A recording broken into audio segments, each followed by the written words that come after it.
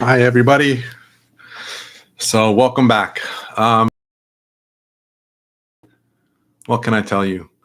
I was talking with a friend of mine today about soul families, and I mentioned that I have this very comprehensive free program that's talking about different spiritual foundational content. And I mentioned that I do talk about soul families within that library of information. I also mentioned that it's about 10 hours worth of content, and she just kind of went, I don't have time for that. So I thought, what a great opportunity for me to talk to you guys in a short format about a lot of the things that are in that larger, longer program. If you're interested in the program, it is a free course that I have on the Spirit with Love website. So spiritwithlove.com. Just go to courses, and it's the first one there. Um, what's true about this whole idea of being a caregiver from love is that I'm not there yet. To be honest with you, I am not there yet. I am not caring for my mother from a place of love all the time. It just doesn't happen. I get impatient. I lose um, I get frustrated. I feel like I'm losing my mind at times. I get angry at times. And there's a lot of talk in the spiritual community about being from love and living from that space all the time. And I'm still battling with that, to be honest with you, because I've also heard from many channels and others that it's not about neglecting or repressing any aspect of you. It's about honoring and appreciating and allowing the totality of who you are. And so part of my own journey is being at peace with myself, being at peace with every aspect of myself, including the parts of me that get frustrated and lose patience and speak in a tone that is a bit aggressive towards my mother where I wish it wasn't. And so for me, this whole idea of being a caregiver from love is a direction. It's where I point myself towards. Um, so I wanted to start today's conversation with that. I am going to try and keep this to within 30 minutes because the subjects that I want to kind of share with you, or the subject that I want to be focused on for today's conversation, we can talk about it for a long time. So I will try and keep it between 20 and 30 minutes. The other thing I wanted to mention, as a caregiver, I am not interacting with the world outside very often, and so my clothes don't change very often. I've got a very small wardrobe that I basically repeat and recycle all the time, and so you'll see me wearing the same things all the time. I ended up buying a short sleeve shirt for the days when the apartment is too warm to wear long sleeve, which I will put on so that it's consistent. I bought this, which is a long sleeve. It's kind of a summerish long sleeve for the days when a t-shirt doesn't feel quite comfortable. And I'm going to put this on, and so you'll see me wear the same things over and over again, just as an FYI.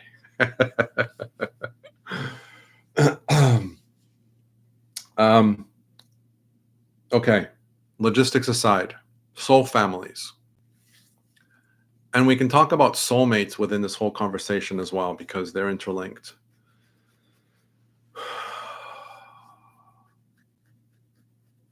So let's start with soulmates.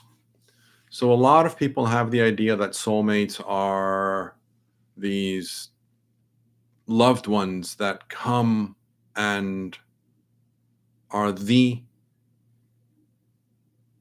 soul that makes us whole in this lifetime. And I'm using very exaggerated language on purpose. Others believe that soulmates are those that come back and are reborn with us life after life and are always in an intimate um, partnership relationship.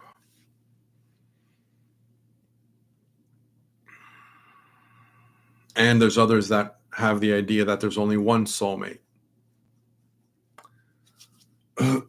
And so the idea of soulmates gets truncated with these ideas and these concepts and these notions of what is a soulmate. When you start to explore and play with the whole spiritual world in between lives, a lot of my reference, as I've mentioned in the past, maybe not in this platform, but in other platforms, is I have a very strong reference towards Michael Newton and his work. It influences a lot of what I do, and it also influences the way that I create my mental models,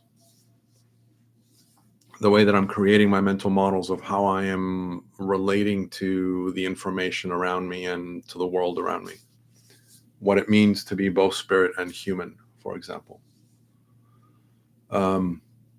Also, if you see me looking out to the side, I've got windows next to me, and birds come to catch my attention all the time. And right now, a squirrel is playing in the bushes right outside my window. And so I was distracted by the little squirrel that's playing.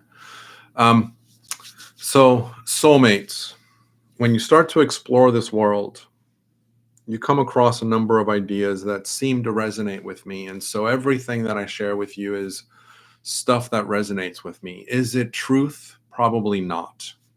Is it leaning towards truth? Well, it leans towards my truth. And that's the only thing that I can speak to. A lot of the concepts that we talk about with regards to the reality in the in-between lives world is always a metaphor. And it's always language that is around the perspective that the human can understand and the human can kind of play with and work with. So there's a lot of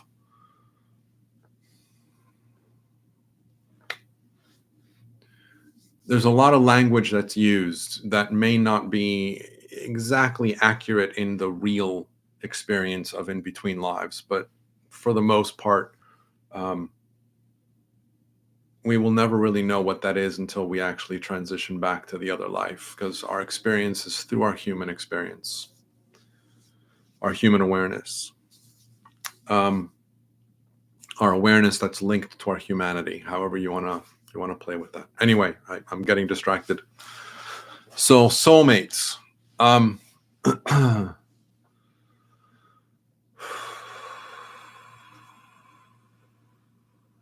Let's go back into the soul family idea.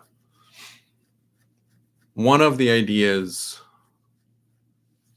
of a soul family is that it is a collection of the same individuals, and we repeat lives together over and over again, which is true. There's some ideas that will link a soul family to a fixed number of individuals, and there's others that are more fluid and flexible. There's some concepts and some descriptions of soul families where the soul families will overlap and interlap with each other. And so my mother is in this soul family and I am in this soul family, and my mother and I and maybe a couple other members in the soul family are in both soul families. And so there's kind of an overlap between these two groups. I tend to lean in that direction in my own ideas. Then there's the concept of multiple soul families.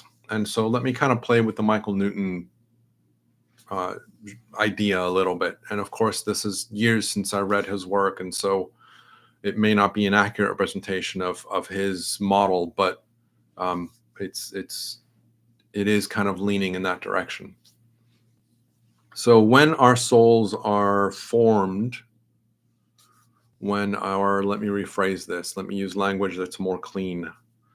When our higher self, and I tend to use the word higher self versus oversoul. I'm not a big fan of oversoul for some reason. I prefer the term higher self, but many people seem to use it interchangeably. And some people do use it differently, and I still haven't been able to understand the distinction between them. Whenever I've started to talk to people that use it differently, and they can't explain the difference clearly enough for me to understand what how they're distinguishing it. Anyway, when our perception of self is born, when our perception of self is created, and it is a reflection of the energy of source, and so we are source energy. We are just in a perception of identity that is unique. Our personalities, our characteristics, our interests, our desires are all kind of encompassed into this perception of self. And so when our perception of self is born, which I'm just going to refer to as our higher self, created, whatever word you want to use, we are gathered with others that have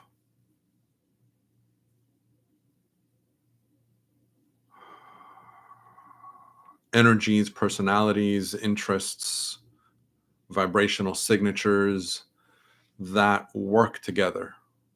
And so we're kind of grouped together.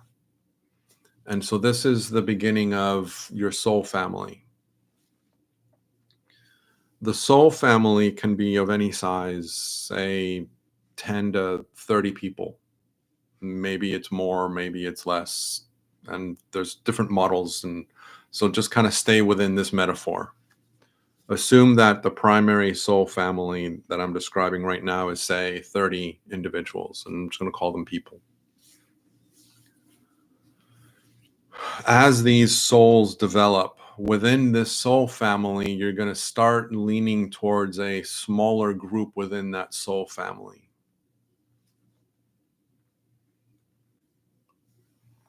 Where your energies and your interests are more closely connected. And so you find yourself living more lives and exploring lives and experiences and different things. And you spend more time together with those individuals. And so within your soul family, you begin to develop a more intimate soul family, if you will. And that soul family can be referred to as your soulmates, because you tend to play together very often and you get to know each other very well. And you play different roles together. You play roles as best friends, as family members, as extended family members, as siblings, as lovers, as husband, wife, as et cetera, et cetera, et cetera. And you play many different roles together. And with certain individuals within this soulmate group, there's an even more affinity with a smaller subset of them. And those tend to be what people typically will refer to as a soulmate. Now, I don't tend to believe that there is one soulmate, but I can perceive in the model that I am describing and the model that I work with, how as we get closer and closer to those individuals that we have an affinity towards, we tend to spend more time with those individuals. Now, there's also situations where our interests change and our development changes, and so we can spend time with others and develop that level of affinity with others, and they may be within our original soul group.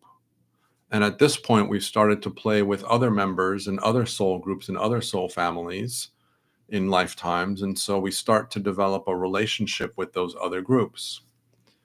Now, in Michael's description, there are kind of pods. And so your soul pod is nearby other soul pods. And the soul pods that are closest to you are the soul pods that we tend to interact with more often. That doesn't mean that you don't or you can't interact with a soul pod that is very far away from you. And again, the idea of space is just metaphoric, just to simplify the conversation. Um, so these soul pods that are nearby can also be another term for a soul family or a soul group. And the ones that are closest to you energetically, interests, directions, things like that, are the ones that you're going to interact with more often. Now, as your soul develops, and different souls will develop, and I'm using the word soul again in a way that I'm not happy with because I refer to soul differently in other conversations. So let me again be clean about my language. As your higher self develops,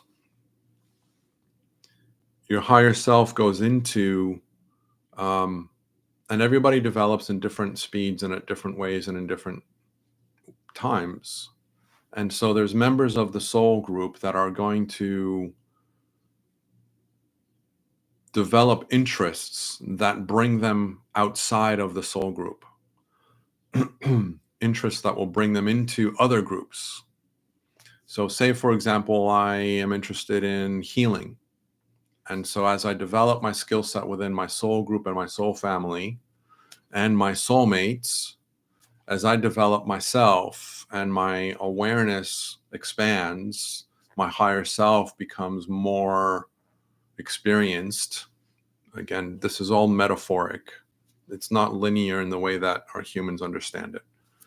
But for simplicity's sake, again, as my higher self becomes more experienced, more quote unquote advanced, it develops interests outside of the group. And so I start to spend time in classes and with other mentors and other advisors and even other collectives that are focused around healing. And so I develop a subset of individuals that I play with often within that space of healing. And so then that becomes another soul family or another soul group. And so I may have two very distinct and separate soul families and groups because of the interests involved. And you can imagine that this isn't limited to one, two, or three, and that this can actually expand given that our soul, our higher selves, our energetic selves are infinite. And so we can expand into any direction we want and play in any space we want. But again, for simplicity, you can kind of start to see how you can develop different soul groups, different soul families associated with interests. Now, in the Michael Newton description of things, your original soul group, that's why I'm using soul in this way, because of the concept of soul groups and soul families and soulmates. For me, I've started to distinction between my human soul, which is the energy that gives my human life and that connects with my physical human form to create my experience of Daniel. And that is a different description than the energy that I refer to as my higher self, my collective self. So anyway, going back to soul groups, within Michael Newton's description, when you are in your original soul group, there is a more advanced, more mature being that is, I don't want to say assigned because that isn't the right relationship, but there's an individual that works as a mentor or as a guide or as a teacher within that group. And that is what, in his language and the language that I use, is referred to as your primary guide. Now, your primary guide has his own or her own, their own soul group, which has their primary guide. And so my primary guide then is referred to as my senior guide. And so you can kind of play with this hierarchy, this pathway of lineage. And again, it's not as black and white as I'm describing it in reality, but it's been presented this way so that our humans can conceptualize the idea of it. There's no hierarchy, and there's nothing that is better or worse than, or higher than, or lower than, or more advanced or less advanced. It's not quite as linear as that. Um, but again, there's different roles and experiences and different things associated with it, which, anyway, I can't go into what I don't understand. So, why am I bringing this up with regards to caring for my mother? Well, those of us that are caretaking someone else, chances are very high that the person that we are caretaking is a very special soul within our journey. Now, they can also be someone within this lifetime that is not necessarily associated within our primary soul group or even secondary or tertiary soul groups, and just happens to be perfectly aligned with what it is that we wanted to experience and what it is they wanted to experience. And so we connected for this lifetime alone. That's possible too, though my perception of all of these things tends to lean on the majority of times those that we are caring for in a very direct way, our souls, our energies, our higher selves are related very intimately. And so this whole idea of soul families is relevant to the concept of caretaking. Now, my mother and I have a very strong spiritual relationship. My mother felt it the moment I was born. She talks about how she recognized my energy instantly the moment I was born. She probably recognized it before, but it became very clear when I was in physical form. She recognized my energy and said in her own way, "Welcome back." Um, so my mother and I have lived many lives together. And in many of those lives, I'm sure that we were husband and wife or love partners and intimate in a romantic way. Though that's not the role that my mother and I have in this life. It's We've had that role in the past. And so I could argue that my mother is one of my soulmates. Now, let me give you another example. I have had different friends throughout my life where I've felt a very strong telepathic connection with, an ESP element, where I just know that we have a very strong soul connection. A very good friend of mine who I met in college, our relationship became very intense very quickly. And so it was clear to me that obviously there's something there. Though for whatever the reason in his relationship and mine in this lifetime, I don't have that sense of telepathy, that sense of a soul connection like I have had with other individuals that have crossed my path. Now, at some point, and we've been friends for a long time, at some point I made some comment to him about these other friends that I've had where I've felt this really strong soul connection with. And his comment to me was, "Isn't it interesting that they're no longer in your life and I still am?"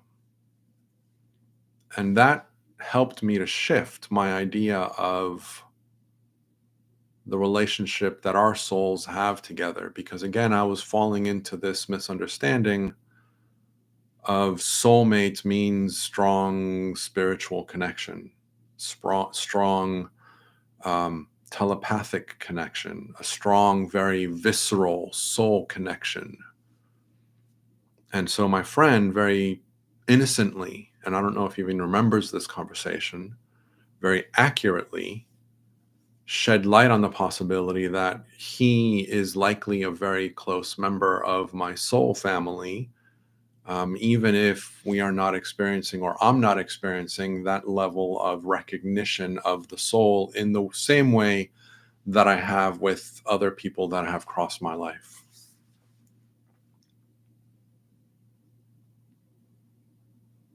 So hopefully this conversation is helpful to understand at least my perspective of soul families and soulmates. Now, of course, I want to have a relationship, an intimate relationship with a partner, a life partner, where I feel that strong soul connection. I feel that strong sense of familiarity, of a knowingness that exists between us. And I would love for that individual to stay in my life for an extended period of time. Um, and that's possible too.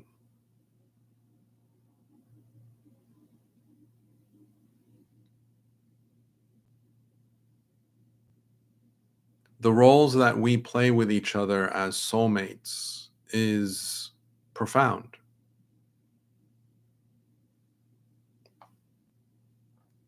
And let me say one more thing about this. Thank you for the reminder, whoever pinged this in my head. Some people get really caught up in the idea and the notion of soulmates. And if they don't feel that strong connection with somebody, they kind of dismiss them. And that may not actually be fair to that other individual and the role that they were intended on playing with you in this lifetime. I've come across people in my work, in my own journey, where they were so focused on the spiritual connection of the individual that they micro sensitized themselves into noticing anything they did or anything they said, any interaction they had, and they would analyze it with this filter in mind. As you can imagine, this isn't I don't want to say the healthiest way of approaching a relationship, because then there's a judgment associated with that word, but I don't know how else to word that. um, if you're constantly evaluating the person that you are with to a certain criteria, then you're not really responsive to them and what they have to offer you today, in this moment, in this lifetime. Now, the other thing that I've learned and am learning continuously over the last number of years is this idea of the energy changes. And we as humans in this culture have a perception where relationships are supposed to last a lifetime. Death do us part. I'm aware of the time. Um, so I'm going to try and wrap this up. But I do want to finish this thought. And so, in many of our cultures, Eastern and Western, we have this idea of a love mate, partner, being a lifelong relationship. And again, there's some relationships where the energy stays and is still active within the relationship for that relationship to remain a lifelong relationship. And there's others that are living in our lives more transiently. And if we assign this idea and this expectation that they were supposed to be with me for the lifetime, then we are forcing ourselves in a way that is not aligned with the energy that exists between us. And so when we force energy, we tend to create suffering for ourselves. Um, and so a lot of the things that I'm leaning towards and learning and appreciating more and more is to really follow the energy of relationships. And this is the same for family members, for loved ones, for husband, wife, for children, for friends, for coworkers. As the energy changes between us, our relationship is going to change. And to allow that to happen naturally and organically, appreciating the time that we have shared and the time that we have had, and the person that they are, and the person that they're becoming, the person that we are, the person that we are becoming. and to appreciate and recognize that though someone who's in my life right now may not necessarily be in my life a year from now, because our energies will diverge, will go separate ways, will start pointing in different directions.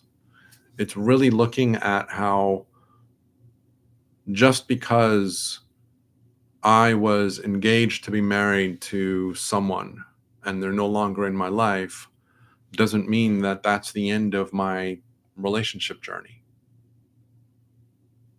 And if I hold myself to that relationship and to that individual with judgment and resentment and anger or frustration or whatever it is that I want to assign to that relationship, innocently, I'm not only feeling that energy through my human, because my human has to feel it, um, but I'm also innocently creating a energy that is resisting the invitation of something different, of what I do actually want. And so when we focus ourselves on what we don't want, we are creating an energy of what we don't want, and we're just amplifying that. The universe has a tendency to respond back to the energy that we are focused on. And so again, the idea of this whole idea of soulmates in relation to love interests, romantic interests, is to be grateful for the relationships that we've had and to be open to what it is that we are inviting, what we want to have, what we want to create, and to recognize that the timing of this isn't always on our roadmap, because it needs to align to a number of different elements, including their own roadmap and their own interests and their own energy. And so my quote unquote soulmate in this lifetime may have been my first girlfriend that lasted a year and a half, may have been a good friend of mine who, when we met, I had this really strong feeling that a platonic energy between us. And though we've had a very strong, powerful connection, I always felt at the beginning that it was a platonic energy. And that has innocently and consciously and unconsciously influenced the decisions that I made. My soulmate may be my mother. My soulmate may be this friend of mine that I mentioned that I've had since college. Um, but with regards to intimate relationships, once again, I'm interested in women. And so the women that have been close to me in my life, they may have been my soulmates, but for whatever the reason in this lifetime, we chose to have a different path. The woman that I was with in London, incredibly intense connection between us. Um, and that relationship is also not active.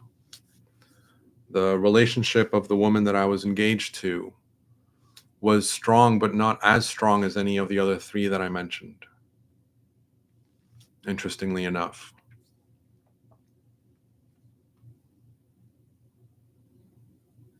And so I don't know where I'm going with my romantic relationships. But what I'm pointing towards is the kind of relationship that I want, the kind of partner that I want, and to focus on that, to allow my energy to recognize that this is my reality. And the way that I play with it is that we're just finding each other. We're finding ourselves through my path and through her path, through her journey.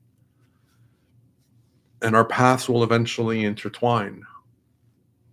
And I will honor and appreciate that relationship for however long that lasts. And if it lasts through the rest of our lifetimes, then fantastic. And if it doesn't, then fantastic. And then we will move on and someone else will come into that role within my line. So hopefully this is helpful. I I don't really have any way of kind of asking questions and getting feedback from you. But um, if you have any questions, feel free to reach out. As always, you can always join my membership and have a conversation with me every week and about anything that you want to have. Check out the spiritual foundation course that I mentioned on the Spirit with Love.